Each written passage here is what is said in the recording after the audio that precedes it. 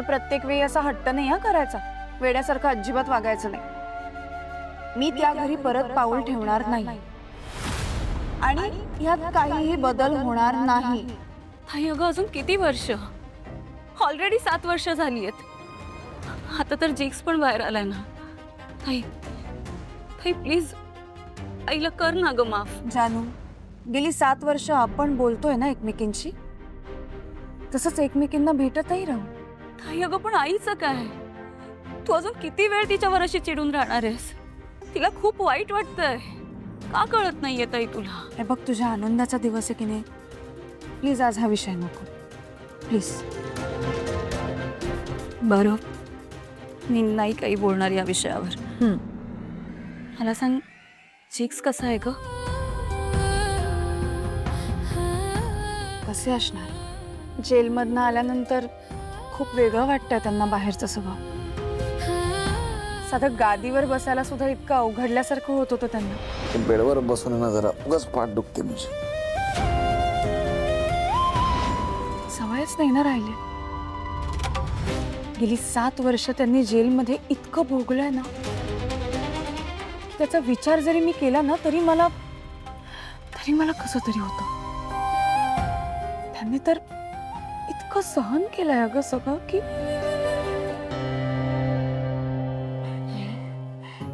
मी पण काय वेडी आहे, उगाच माझंच सगळं सांगत बसले तुला। मेहंदी काढायची आहे ना आपल्याला? छान मेहंदी काढते मी।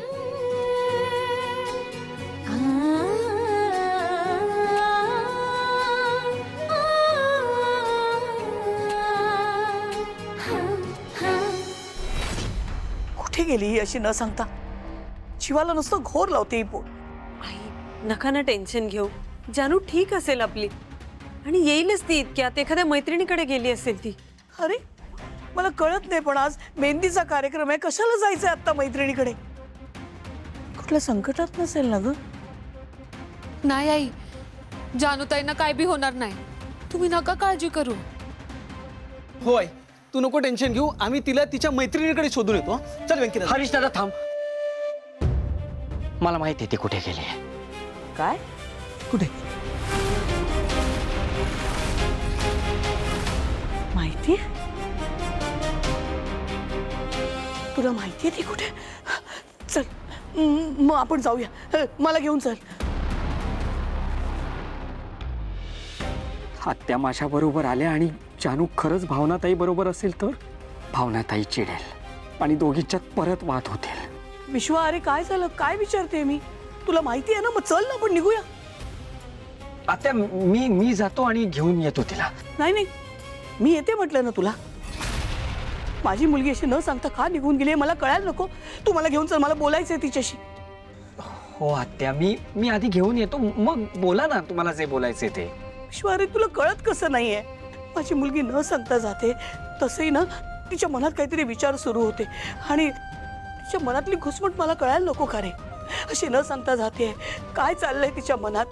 खूप भोगलंय रे तिने। आता ना मला तिच्या आयुष्यात फक्त आणि फक्त आनंद हवाय। विश्वा चल रे मला घेऊन।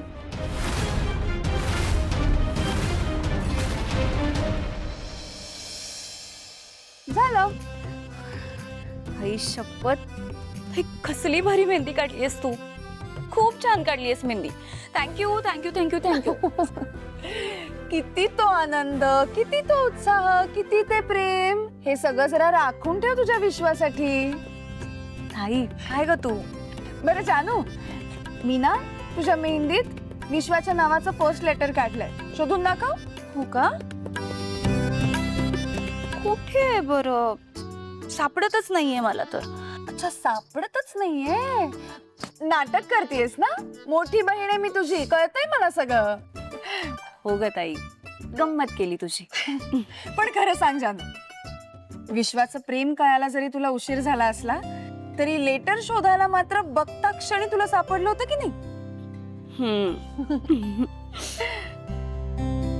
बरं चला मॅडम, तुमच्या सगळ्या इच्छा पूर्ण केल्यात मी, सगळे हट्ट झाले। आता लवकर घरी जा, सगळेजण वाट बघत असतील, काळजीत असतील। हो जाते मी, पण ताई सॉरी, मी तुला न सांगता एक गोष्ट केली आहे. काय? मी तुला इथे भेटायला आली हे मी कोणालाच सांगितलेलं नाहीये. काय? जानू असं का केलंस तू? सगळे काळजीत असतील ना घरी? अगं ताई,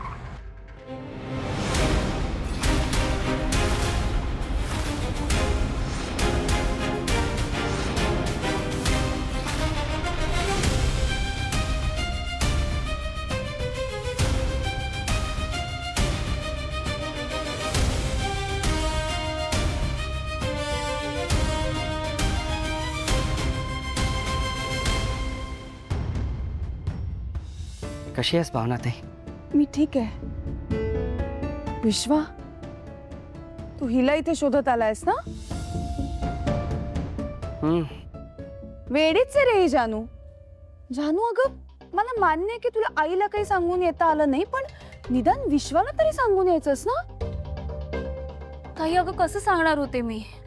आणि मी म्हटलं ना तुला, मला माझ्या नवीन आयुष्याची सुरुवात तुझ्याशिवाय नव्हती करायची, म्हणून मी हे असं सगळं केलं.